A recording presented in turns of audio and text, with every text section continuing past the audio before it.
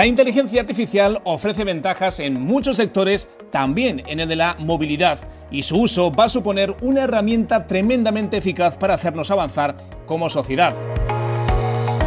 ¿Y si te dijera que podría acabar con el 80% del tráfico y los consiguientes atascos y hasta con el 70% de las emisiones de CO2? El primer paso ya se ha dado. Muchas marcas han decidido instalar la aplicación ChatGPT en sus vehículos como una interfaz inteligente con la que poder interactuar en los viajes. Responde a preguntas complejas y realiza tareas a través de comandos de voz.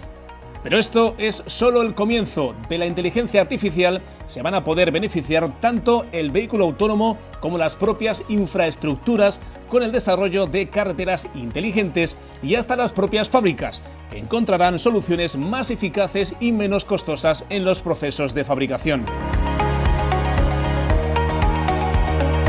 A los conductores, la IA traerá más seguridad que nunca, con un vehículo conectado que detectará y reaccionará en milésimas a los peligros de la carretera. Con ello, la siniestralidad podría marcar mínimos y llegar a ese horizonte idílico de las 0 víctimas mortales. También supondrá una herramienta muy útil para compartir trayectos y evitar, por ejemplo, coches con una sola persona en su interior.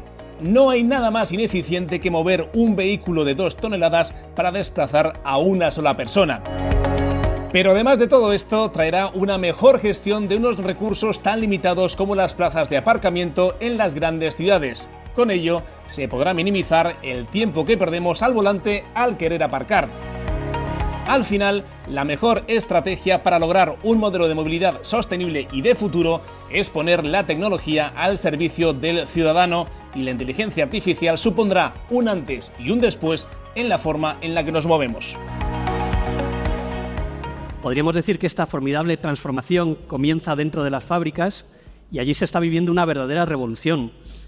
Diego, Gestamp es una compañía de fabricación de componentes y visto desde fuera, un observador como yo, pues choca que en un proceso industrial entren también en juego términos como digitalización, big data o inteligencia artificial. Uno de vuestros objetivos declarados en Gestamp es lograr la Smart Factory.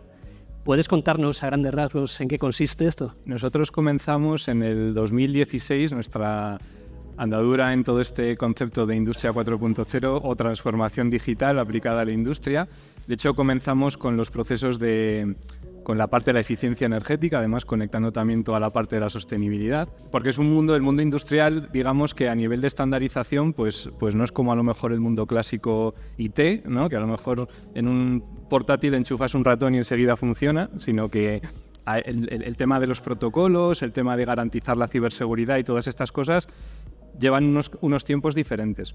En el caso de las fábricas, lo que sí está muy claro es que la fábrica conectada, en esta industria 4.0 el catalizador o uno de los grandes catalizadores, y lo hemos trabajado junto con Gestamp, junto con otros clientes, ¿no?, en muchos países, es esto que te cuento, la fábrica conectada. ¿Por qué? ¿No? Pues porque el 5G lo que nos permite es mucha mayor capilaridad, es decir, que puedes conectar muchísimos, en un orden de magnitud, por muchos ceros, más dispositivos en un espacio físico determinado, por un lado, y por otro lado, lo que te permite es tener latencias mínimas, que básicamente es el tiempo real de verdad.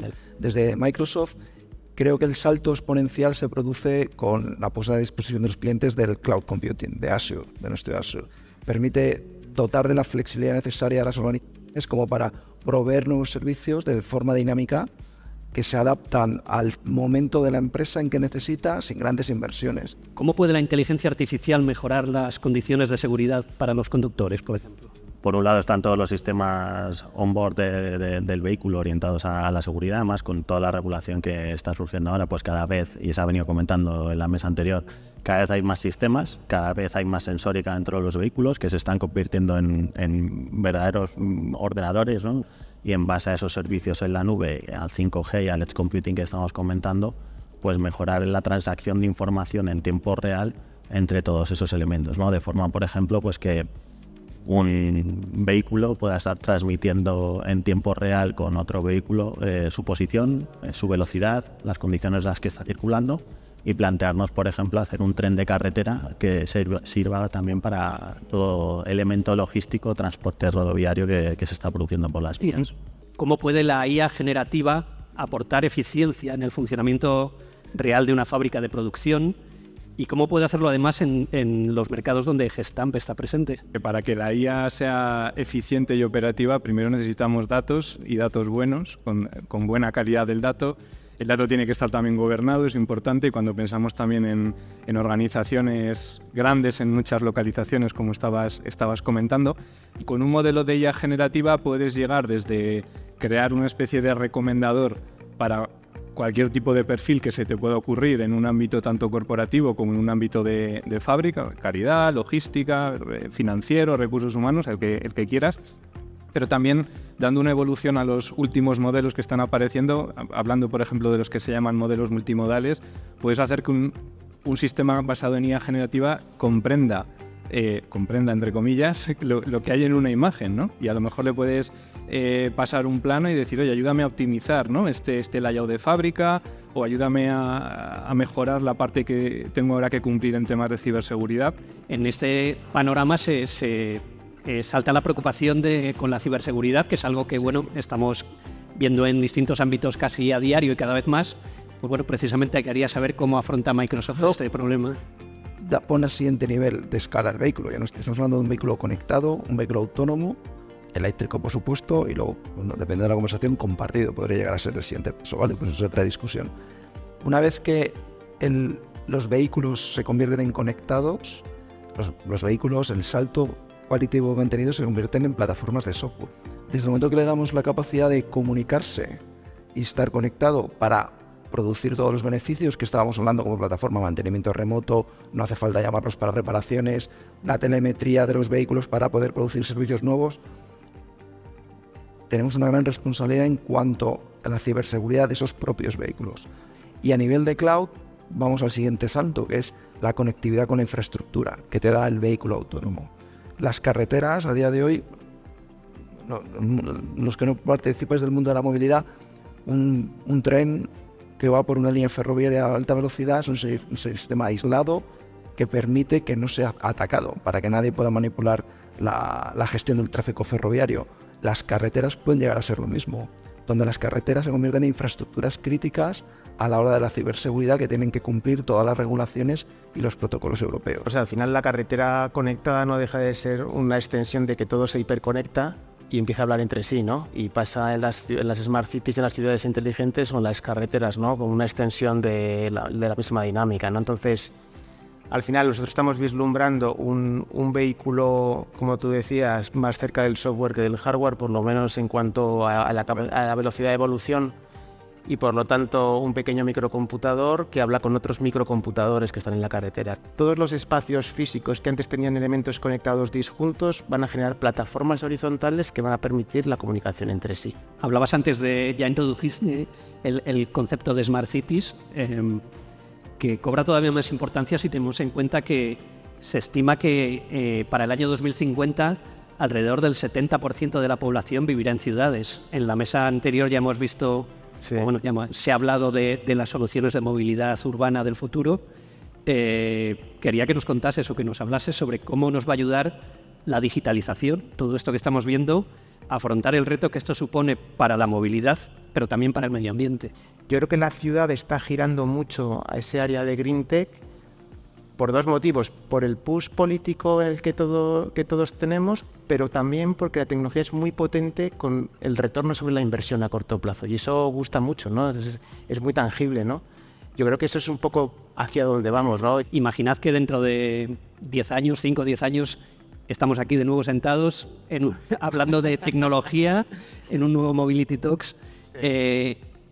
¿De qué creéis que estaríamos hablando? De algo que a día de hoy no sea posible, pero que creéis que para entonces se habrá hecho realidad. Nosotros visualizamos un mundo hiperconectado. Eso genera teradatas de datos y un acelerón brutal de la inteligencia artificial. Y en ese contexto van a pasar un montón de cosas que ni siquiera imaginamos. A título personal, yo tengo un vehículo eléctrico, tengo un Ioniq 5. Y yo sueño, no 1000 kilómetros espero no hacer, pero hacer los 600 kilómetros de viaje siendo capaz de parar 15 minutos a recargar a la velocidad que soy capaz de 18 minutos, de manera con esos puntos de recarga, yo creo que va a ser algo obvio. A título profesional, la inteligencia artificial generativa que acaba de empezar, que tiene una velocidad brutal de traslado a la sociedad, de bajada de barreras de entrada, nos va a permitir liberar un montón de recursos, un montón de imaginación y un montón de tiempo para hacer muchas cosas nuevas que aún no nos hemos imaginado. De la parte tecnológica, pues ya se está incluso empezando a hablar de otros tipos de IA, como la IA general. Y luego yo creo que desde la parte de la industria y del negocio y conectándolo con la parte de la IA, yo creo y espero que lo que ocurra un poco son dos cosas. Una es que se hable de la IA de una forma mucho más natural, y luego también espero que sirva para transformar sobre todo ya no solo la forma de trabajar, sino crear nuevos modelos de negocio. Creo que tiene que haber una regulación que permita utilizar este tipo de tecnologías aplicadas al sector que sea de una manera mucho más flexible, digamos. Estamos viendo a un Estados Unidos o un China que son potencias comparados con lo que está sucediendo en Europa, y creo que ahí tiene que haber una evolución por la parte de la IA, por la parte de vehículo autónomo, para que todo esto evolucione.